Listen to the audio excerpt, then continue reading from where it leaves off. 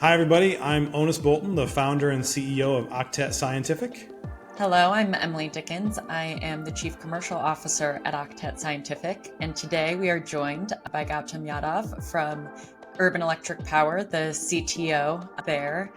Gautam, welcome. Thank you, Emily and Onus. It's a pleasure to be on this show. Great. Well, we're very excited to have you. Why don't you maybe dive into a bit of what Urban Electric Power is doing, what batteries they're making, where they're being applied today? Yeah, so Urban Electric Power is manufacturing rechargeable zinc-manganese dioxide batteries. Our mission is to bring forth new and novel aqueous chemistries to the fore. Till now, it was primarily lead acid batteries, which you can consider it as aqueous batteries, which are there. Our mission is to bring forth this new novel chemistry, which was initially relegated to the realm of primary batteries. What we have done is made it rechargeable. And zinc manganese dioxide, it is widely available. It's safe, non-toxic. It's water-based electrolyte. It does not use highly acidic solutions like lead acids. And it has the capability of having very high energy densities, crossing even numbers like 400 watt hours per liter. An example that I like to give is if you discharge a primary D cell to the full depth of discharge of its capacity, you can get more than 400 watt hours per liter. So there's a lot of potential in this chemistry, a lot of energy built in. And our job is to harness as much as possible of this energy density for as many times as possible. And that's what Urban Electric Power does. So Urban Electric Power now is manufacturing rechargeable zinc alkaline batteries in its pilot manufacturing center in plant in New York, Pearl River, New York. The plant is around 10 megawatt hours in capacity.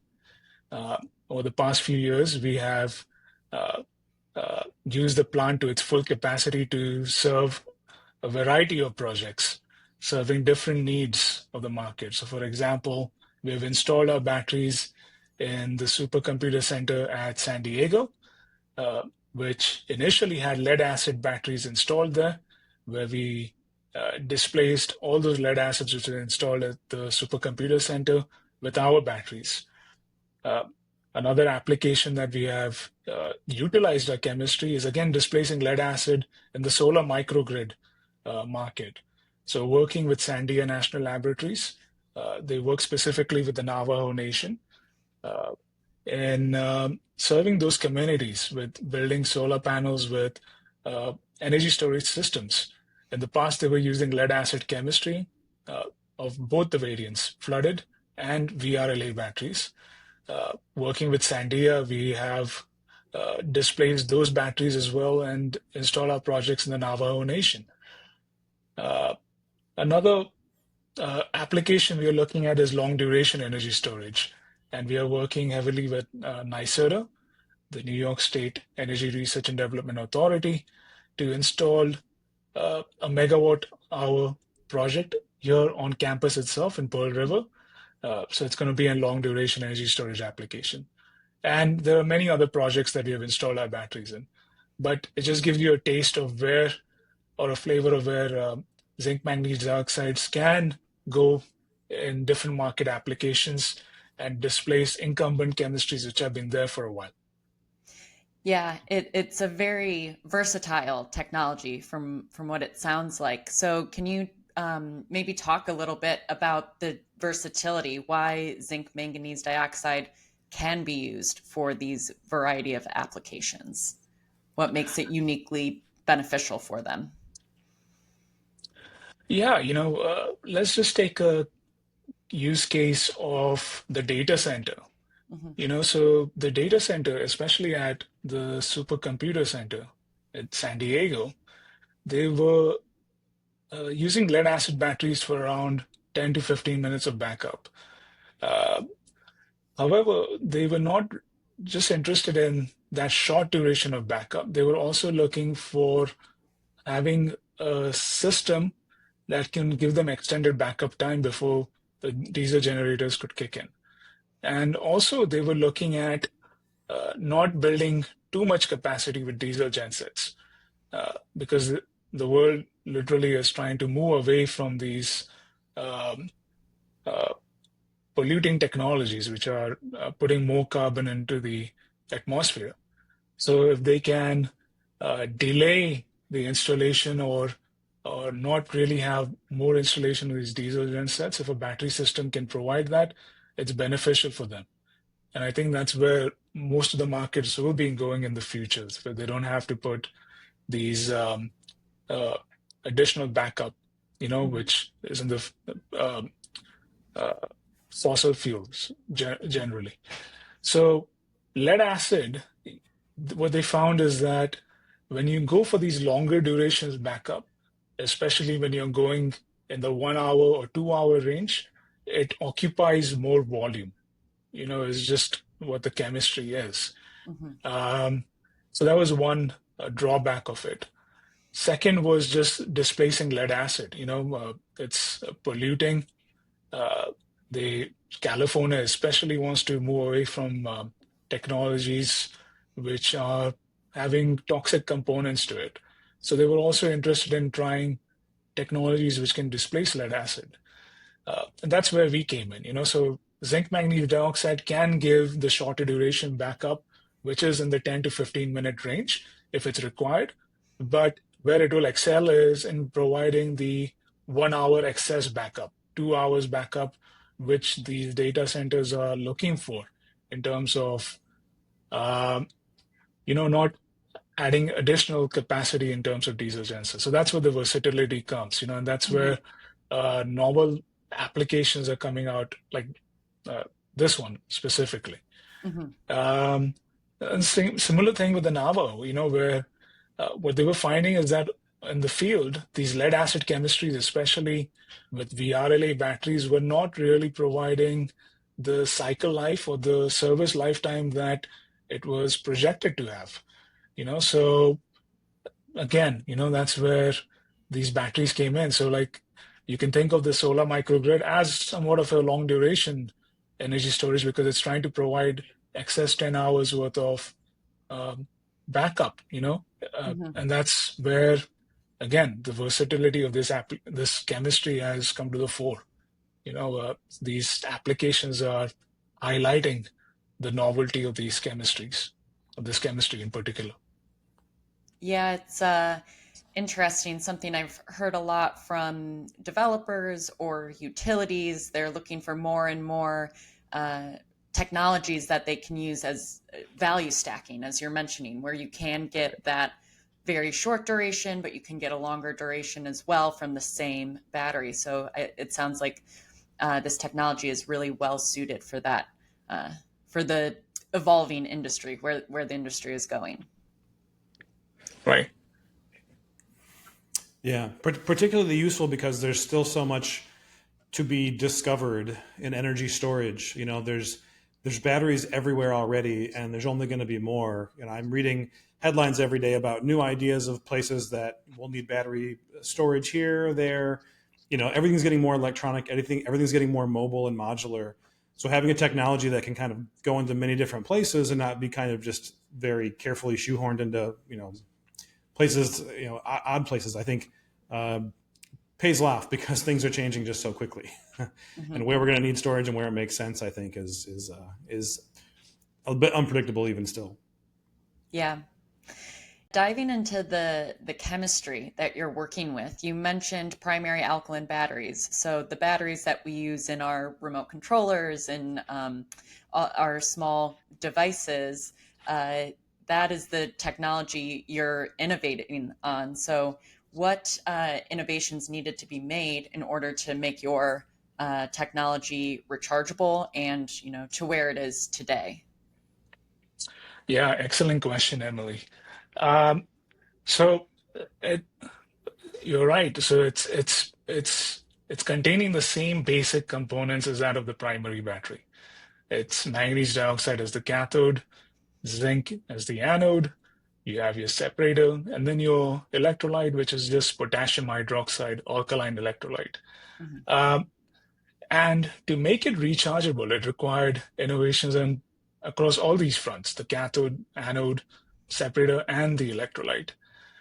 Specifically, what we worked on at the Energy Institute, as well as Urban Electric Power, was to make changes to the electrolytic manganese dioxide structure, which is the main component of the cathode.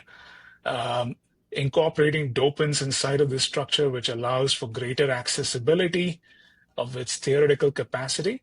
It's one electron specifically, and then eventually second electron, reversibly for many cycles.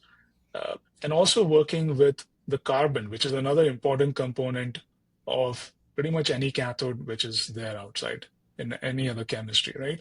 So the carbons play a very important role as well in how the electrons, travel across to the EMD, how they react with it. So even the carbons, what we worked on, that was pivotal in making the cathode rechargeable. The zinc is another beast of this chemistry where, it has various ways of, it can fail basically. Mm-hmm. It's like Murphy's Law, and if something has to go wrong, it can go wrong with the zinc, and as well as you guys know how the electrolyte plays a role in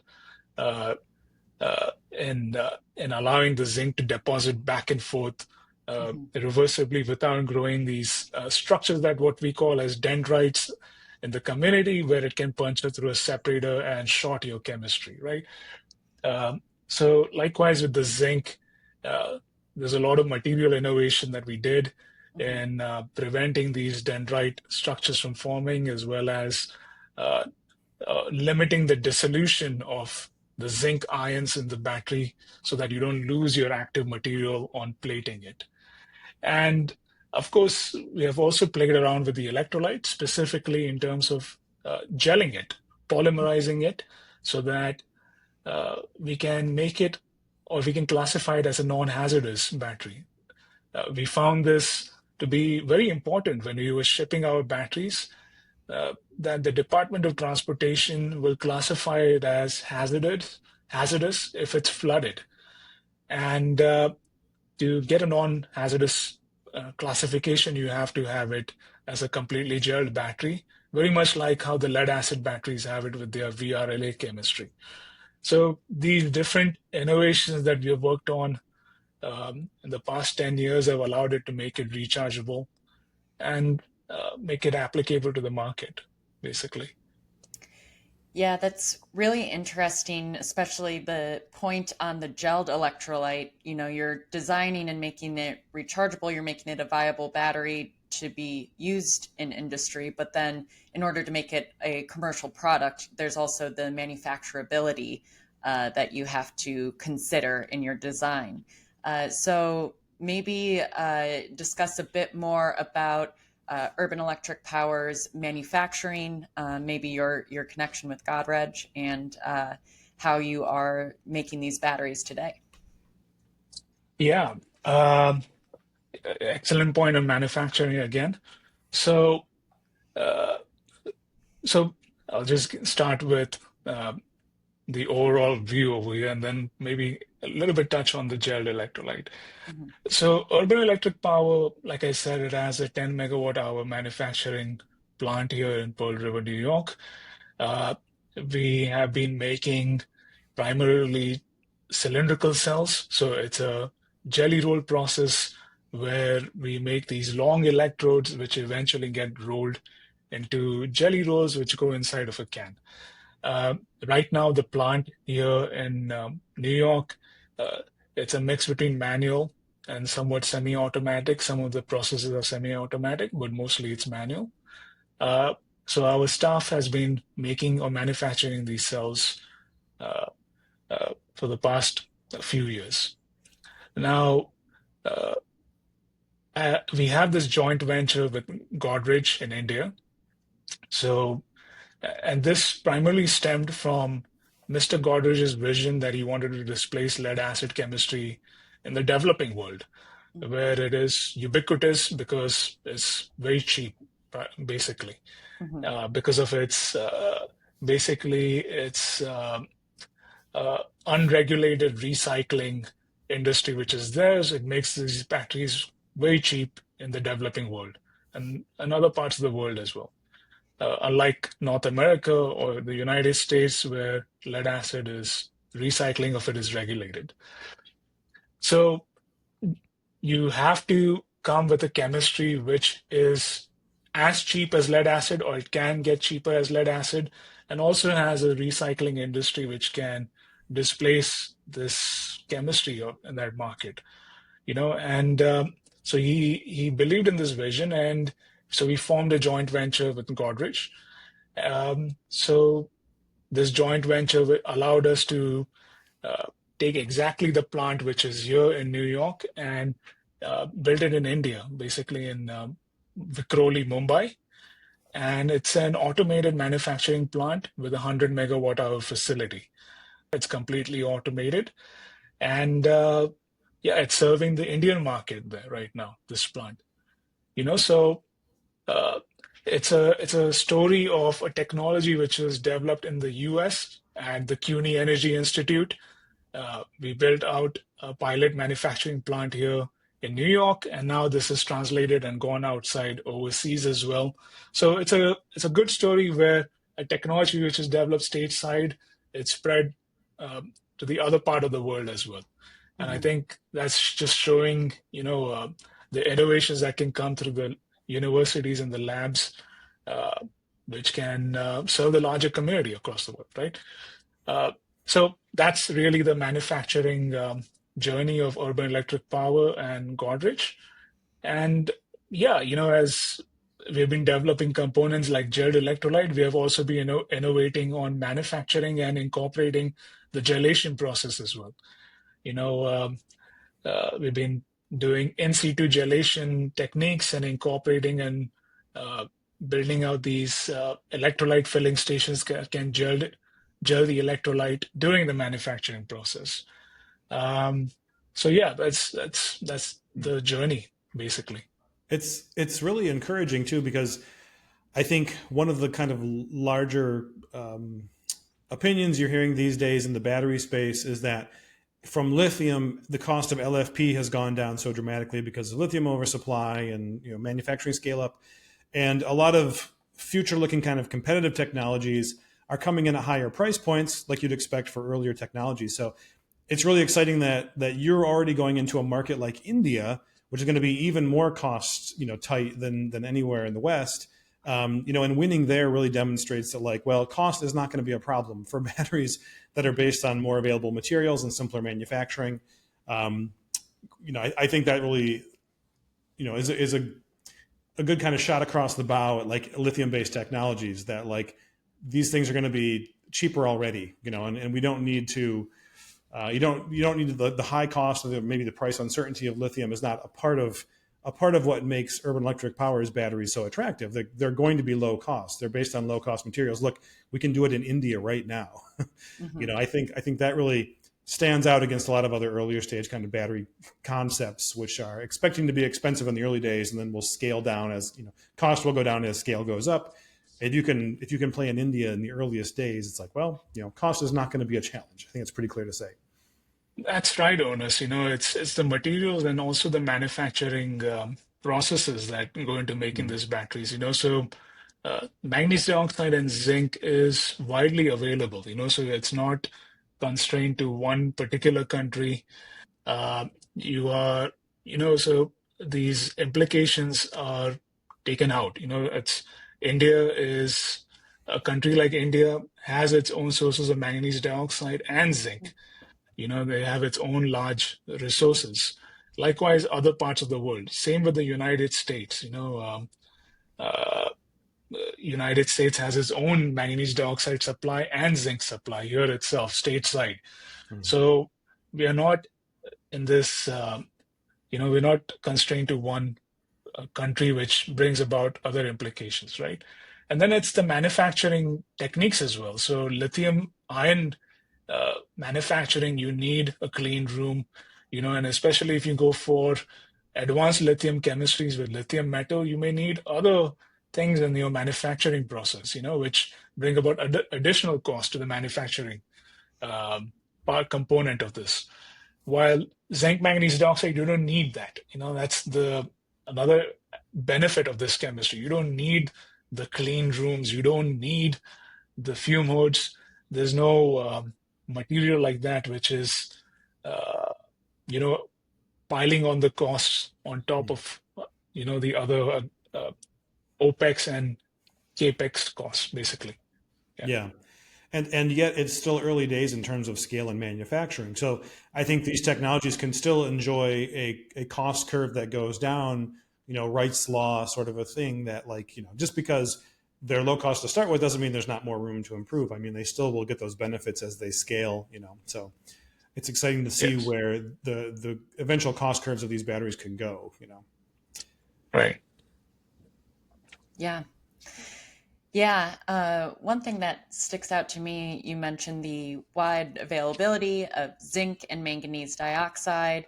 And I think, a reason that primary alkaline batteries are using those materials too. So what do you think, why don't you think primary market providers are making rechargeable versions of their batteries today? That's a great question, Emily. I think I think it's very much dependent on where they are in the market right now. The primary battery or the primary battery market is already in the billions of dollars. It's a massive market. People are still buying their Xboxes, or they're still installing clocks on their walls. You need those AA batteries. You need the double D batteries, also the D batteries. So that market is not going anywhere. The primary battery suppliers are not going to cannibalize their own market by, the share of their business by switching into a rechargeable part of it. So they already occupy a good position and they're making enough money. And also, there was a time, if you just look at it pre-2010s, the rechargeable market was primarily dominated by lead acid and lithium ion. So now new players are coming in, like Urban Electric Power and other zinc battery players.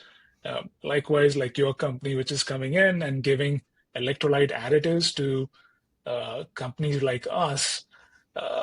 Eventually, we're building up this market with the secondary players, and if once we show our successes, they will probably start looking at the secondary battery market as well. So it's time for us to demonstrate what comes next. And I think they're just looking at what will happen with the secondary battery market. But they already occupy a good position in the battery market, primary battery market, which I don't think there was not enough incentive for them to just leave that and go to the secondary battery market. Yeah, that's a good point. There is development still happening, back to what Onus was saying, there's a lot of areas this can go. And, we're early days, but things are being manufactured and put in the field and really proving out all the potential there. Yeah. And I think it's a point maybe we don't touch on too much here, but I think the idea that I think it's pretty agreed upon that we'll need more diversity in energy storage and we'll need different types of batteries for different applications, and that lithium ion can't do everything, probably shouldn't do everything.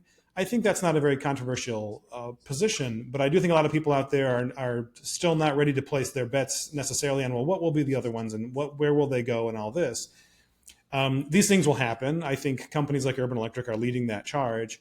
And if you have a battery that's already using a lot of the same materials as a battery industry that already exists, I think it'll make that kind of, next wave of, acquisitions or licensings, like just having more of that supply chain already known, I think will only kind of, grease the wheels there and make it an even easier transition to, once it's understood, once it's accepted, like, yeah, we're using zinc manganese dioxide in these applications. Great, easy to kind of adopt that more broadly because it's existing grades of material perhaps, and can tap into that already. Yeah. Well, going back to some of the technical innovations you were discussing, you've mentioned a couple of times the idea of accessing the second electron. Could you explain a bit more about what that means and what the implications would be accessing that second electron? Yeah. So just to take a step back, so the audience understands a little bit of the manganese dioxide reaction. So the manganese dioxide is very unique in alkaline electrolyte, especially electrolytic manganese dioxide and bernesite, which is another polymorph of manganese dioxide. It goes through two electron reactions, with the first electron being a proton insertion reaction, where protons from your electrolyte intercalate inside of the manganese dioxide structure. And that's how you get your first electron capacity, which is approximately 308 milliamp hours per gram. The second electron reaction is a dissolution precipitation reaction, which is a flat-shaped curve. And you get your other 308 milliamp hours per gram of capacity from that second reaction. Now, in the primary battery industry, they have always used the first electron reaction. They have never used the second electron reaction, primarily because it's very difficult to control the second electron reaction. There are different side reactions that take place which limit the capacity of that second electron. So that's just an interesting tidbit. When I said the primary battery can give you 400 watt hours per liter, it's primarily the first electron reaction that I was talking about. If you can access the second electron reaction, you can get greater than 500 watt hours per liter. That means the battery chemistry is very high energy density. Now, the second electron reaction, since it's being dissolution precipitation, it's very hard to control the reactions that take place. And sometimes they lead to side reactions forming inactive substances which are not accessible electrochemically. And they're sometimes called as spinels, like osmanite or heterolite, which is just Mn3O4, or the zinc variation, which is ZnMn2O4. So the second electron reaction is something which people have been working on since the 1950s. That's where prominent researchers like Carl Kodesh, who was at Union Carbide, tried to work on this second electron reaction. But eventually they settled on the first electron, and that's how the primary battery was born in the 1950s from Union Carbide, which eventually started its business, which is called EverReady, selling primary batteries, which eventually became Energizer. Just a little bit of historical tidbit over there. Then Ford Motors tried to look at this second electron in the late 1970s, 1980s.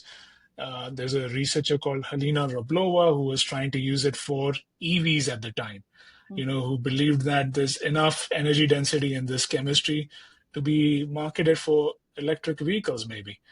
But again, history has it, it's lithium-ion batteries were commercialized in the 1990s, and then it is what it is. What we tried to do in the 2010s was that we could use this for grid storage applications. That's where my work came into accessing the second electron reaction. And what I found was basically it was a resistance issue and controlling these side reactions that take place in the solution. So by using additives like copper and bismuth oxide, we were able to limit the side reactions that take place in the solution and reduce the charge transfer resistance, which allowed us to access the 2-electron capacity completely. That's what we published in Nature Communications in 2016.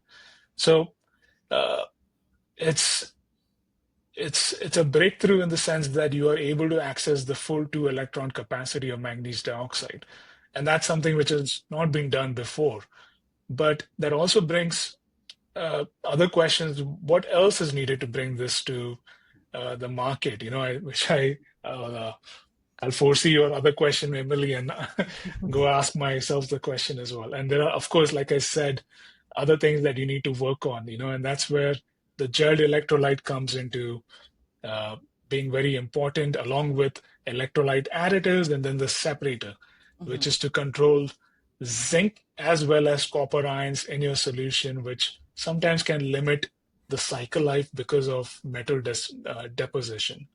So uh, that's basically the history of the second electron, which, I believe that the CUNY Energy Institute and Urban Electric Power have played a pivotal role in discovering this. But now UEP is taking it forward by making um, other advances in electrolyte and separator to bring Mhm. this to the market. Hmm. I really like stories like that too, where you're talking about some pretty high end material science and electrochemistry and things that have been done in the past.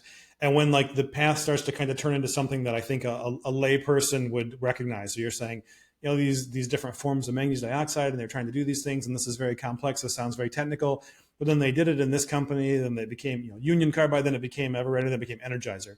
And I imagine a person who knows nothing about batteries, like maybe our friends and family, thinking like that's what's going on inside that little cylinder that's inside Yes, my remote control, and like that's like the lot of batteries. That's their fate, is like they need to do all this really complex chemistry and reversible maybe and back and forth, and it has to be all packaged up, and then it has to be in the background where your average person can trust that it will always work perfectly, and they never need to know what's going on inside. That's kind of like right. the curse of batteries, is all this incredible science like black boxed into something that people just don't have to worry about. Yes. Yeah. Yeah. So I was going to say, I mean, where do you think the second electron work is going to go? I mean, would it, I'm trying to think of some way. I don't want to put any words in your mouth here, but like, is it going to give us twice the energy density from this kind of chemistry? I mean, what's the dream scenario for the second electron, target? Yeah, so basically, we do expect twice the energy density out of this because you are accessing the Mm, 2-electron capacity, which is a very high number, right? So when you compare it to just the cathodes in lithium ion chemistry, right? So it's usually in the range of 100 to 200 milliamp hours per gram, depending on which cathode material you're using. And I know they're making progress with accessing a little bit more of the lithium cobalt oxide or a little bit more of the NMC, same likewise with the LFP. But when you just put that number up, which is 600 milliamp hours per gram, that's a very high capacity of the manganese dioxide cathode. Likewise with the zinc, it's 800 milliamp hours per gram. So, you need both of them, right, to work together. It's like a marriage. You want both the cathode and the anode to work together and gel with each other to make this battery chemistry work. So it's not only making advances with the cathode, it's also making advances with the anode, where you want to access a higher utilization of your zinc 2-electron capacity as well. So like you guys very much know as well, zinc has approximately 800 milliamp hours per gram in terms of its theoretical capacity.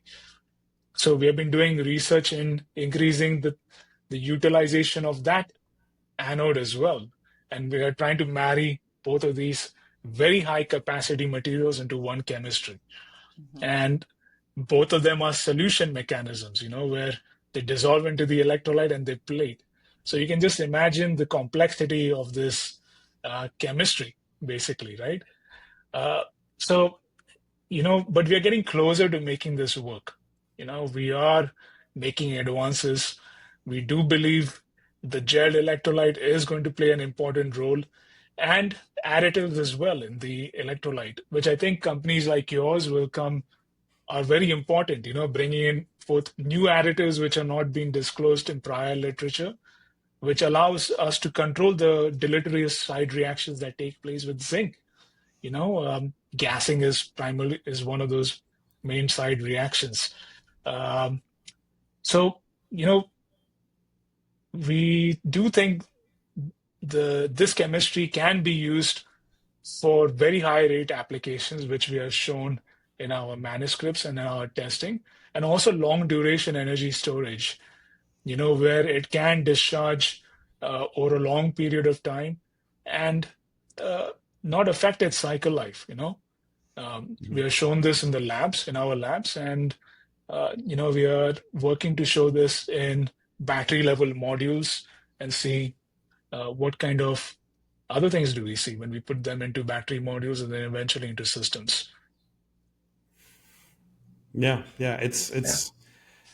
we totally agree. I think, on the importance of these systems. I think they're based on materials that kind of, the energy is in there, like the safety is in there, the supply chain is in there. It's all inherent to the materials that we're building with here, and it's just a matter of getting the combination right, getting, in our case, the right additives there to kind of help shut off. Most of the things that are going wrong are side reactions, are unwanted things, and in some ways, I think stopping those can be a very subtle science.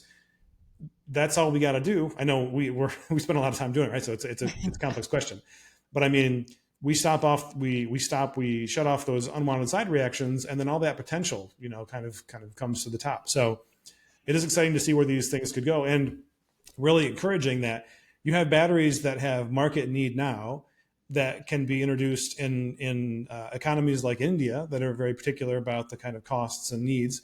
And yet there's so much more room for the improvement. I mean, we could have batteries in the markets that make sense today, and then when things break through on second electron, could outpace lithium chemistries and other sorts of applications. So it's a great kind of footing, kind of like a floor for these things that can do today, but a huge amount of promise for what they could do tomorrow too. So it's an exciting combination of things. No, you're right, Onus. Like even the first electron, it has market applicability, like what you just Yeah. now said, and the first electron is displacing lead acid chemistry, incumbent lead acid chemistry. And both the electrons have its usage, and I think the second electron reaction, like you rightly pointed out, brings it in competition with lithium ion chemistry, so it's this. So there is room for development. There is a next generation product. There's considerable white space to target, and people to contribute and develop this chemistry further, basically. I mean, you could imagine batteries that even have different sorts of modes, like, Right. I don't exactly know all the science behind the first and second electron, but I mean, how it gets, if they're accessed in parallel, in series, or what, like, I think there could be a lot of interesting functionality built into devices that are based on this kind of core chemistry. So it's really quite exciting. And something I don't know where this fits in our conversation here, but I want to compliment. It sounds like the name was decided before you joined, but whenever I mention the name Urban Electric Power to anybody, everyone loves the name. Everyone says, "Oh, what a cool name!" I'll talk to people who are not involved with batteries at all.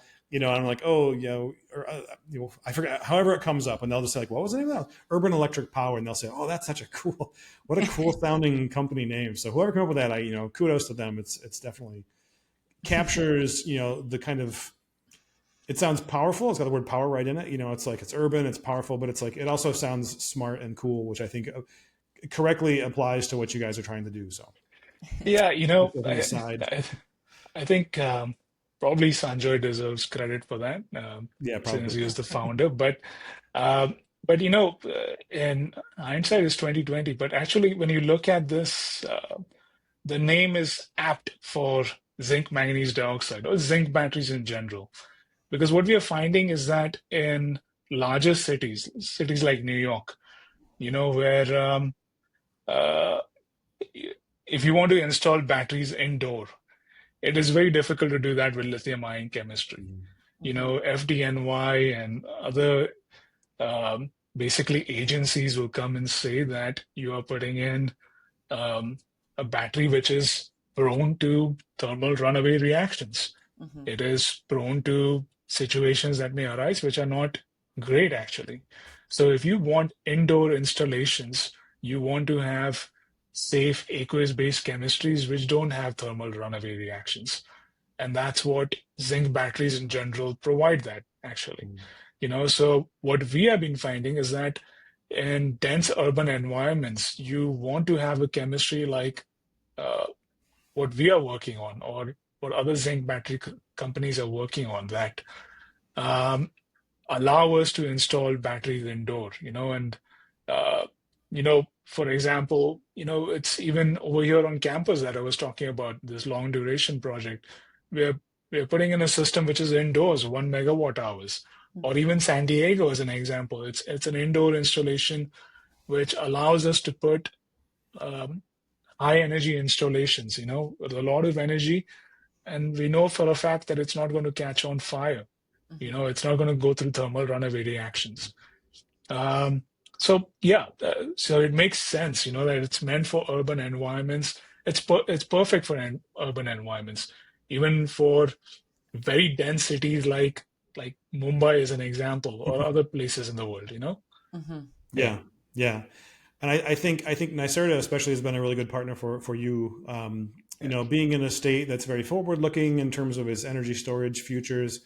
I think that's also been a good connection Mhm. for you Oh, guys. NYSERDA they have been great partners. They have, like you said, forward-looking. Mm. They have helped fund a number of our research activities when we were at the CUNY Energy Institute, and also at Urban Electric Power. So it's great to have these organizations, state organizations who uh, are promoting actively and even believing in future forward-looking chemistries that can have an impact on uh, societies, Yeah, cultures and everything. Yes. Yeah. yeah, and it's great to see state level involvement. I know California is also very active. The California Mhm. Energy Commission, NYSERDA in New York. I think it really speaks to the the impact and this is in some ways this can be kind of academic kind of research or kind of early stage research, but it has such a direct impact on human life and society that like the states themselves have this kind of level of interest. It's like it's great to be working in a field. Don't we agree? It's great to be working in a field where there's complex, interesting chemistry, but it really affects people pretty directly. Like things being discovered in the lab can just be a few years away from powering people's homes or touching their lives in ways that it's like it's great. It's great when states like New York get that involved. I'd say. Yeah. Yeah. What do you Great. want to go to? Where do you want to go next, Emily? Yeah. I was going to ask, kind of taking a broader look at the research and development being done in zinc batteries, aqueous batteries. If you can fast forward 5 years, what progress do you want to see realized? Maybe not just for urban electric power, but in the field more broadly. Uh, I think uh,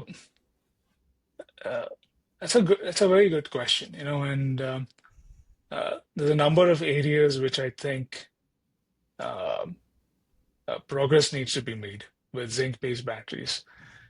But as an overall thing, what I would like to see is um, standardization of large format zinc-based batteries, uh, which directly compete, or well, yes, they replace lead acid, but also directly compete with LFP for backup and grid storage.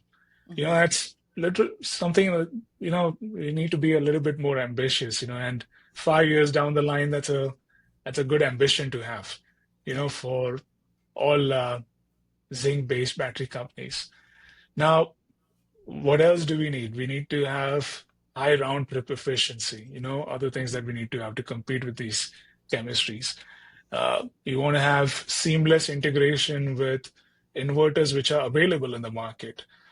So that's the power electronics side of things. When you think about it, uh, inverters uh, are basically designed for lead acid or lithium ion chemistry.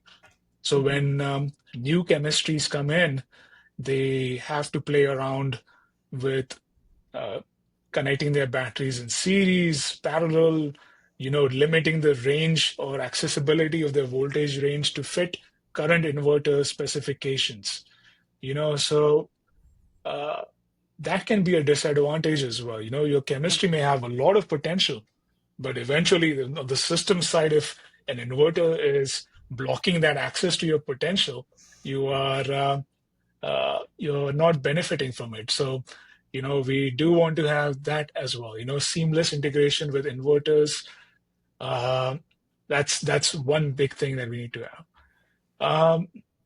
And then eventually, I think probably even having battery monitoring systems or management systems, that's another big thing as well. A lot of work has been done for lithium-ion chemistry, especially people are looking at LFP. What does that mean for the state of health if it's on the flat portion of the curve?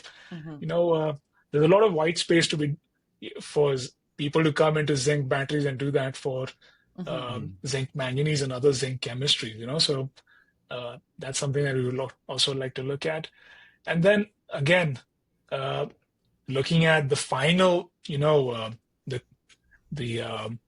you look at the circular chain, I would also like to look at widespread recycling of zinc manganese dioxide or zinc-based batteries. That's where lead acid really excels, but 99% of the lead acid batteries are recycled. And most of this recycled lead goes back into making batteries, basically. So that's something which would be good for this chemistry as well. And then, much more penetration into markets like data centers, telecoms, and in the developing world, like rural electrification and pairing it with solar. That's what I would like to see in the next 5 years, Yeah. So it's a wide range that I've spoken about, but I think 5 years is enough for that. I hope so. Yes. Yeah, that is really interesting. You bring up the systems aspect of it, and it is consideration. I know on the manufacturing side as well, there are these companies that make the equipment, or like you said, the power electronics or battery management systems that are made for different chemistries. And so as this new chemistry comes along, there needs to be support from all areas of the industry as it breaks into the market. Yes, definitely. And what Urban Electric Power has been doing is we are mostly vertically integrated. We have a good power electronics team as well, led by our chief product officer. His name is Umar, who has been developing our power electronic components. So, we are heavily vertically integrated in our things, in our company. We've developed our own systems to get the applicability of the potential range of our chemistry as well. And we've been developing internalized EMS as well. So it's not all companies are lucky to do this. So what we've been building it up year by year. But that's something which I think the larger community should be more focused on, so that we don't have to spend that much time in doing it by ourselves, it's not all companies are that lucky, so that's And that's what we're trying to do at Octet, is basically be the electrolyte component of that, because it's complex. Yeah. Well, being cognizant of time, Gautam, is there anything else you want to talk about around UEP, what you're doing, anything that we did not cover in our conversation yet?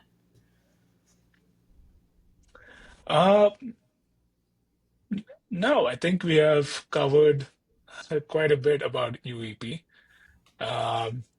UEP, I would just say keep on the lookout. We are doing large installations on campus here, and people are welcome to meet with us at the Pearl River facility. Uh, Emily has visited us, so we are very welcoming and Friendly team, great facility. so yeah, that's pretty much it. Great. Well, thank you so much for joining. Yeah, I think this was a great conversation. Excited to see where Irwin Electric is going to go, and excited to hear more news about the second electron as that becomes available, and more market outreach. So thanks so much for being on with us, Gautam, and it was great talking to you. Yeah.